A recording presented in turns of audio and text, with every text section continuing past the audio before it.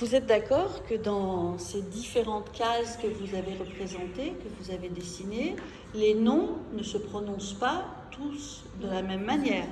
Par exemple, celui-ci, si on devait le dire, on dirait quoi? Non, un nom, on va le décrire ce nom. La voix, elle est comment?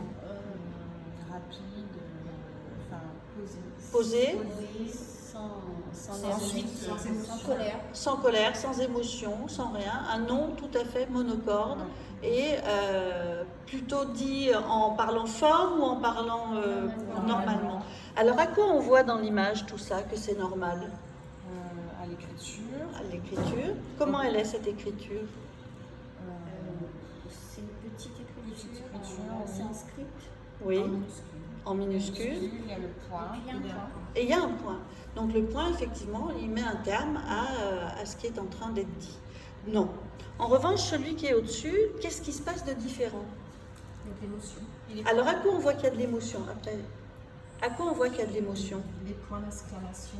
Les points d'exclamation et au niveau du haut? La répétition du haut. La répétition du haut. Donc ça donnerait quoi si on devait le dire? Non. D'accord. Donc là, on voit qu'avec peu d'éléments, peu de choses, on peut exprimer des émotions. Par exemple, si vous avez celui-ci, on va les mettre côte à côte. Qu'est-ce qu'il a de particulier, celui-ci, par rapport à celui-là, par exemple? Il est plus nerveux. À quoi on voit qu'il est plus nerveux? À la force du trait. La force du trait, l'épaisseur du trait. Donc vous voyez qu'il y a l'épaisseur du trait. Plus c'est épais, plus la voix va être comment? Forte.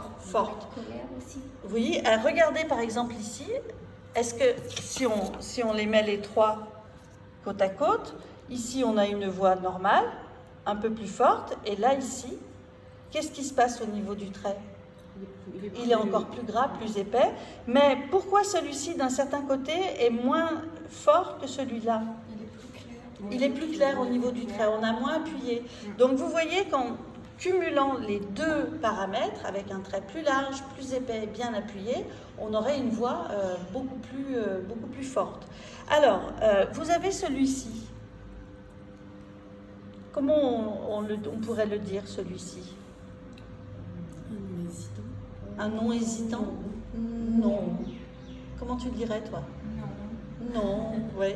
Avec les trois points de suspension qui laissent filer la voix jusqu'à son extinction.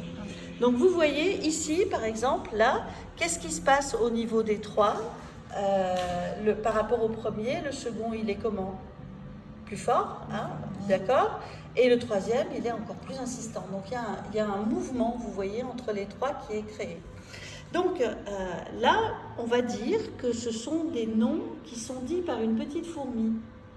D'accord? Maintenant, je vais vous demander de faire un nom imposant, un nom d'un éléphant. D'accord?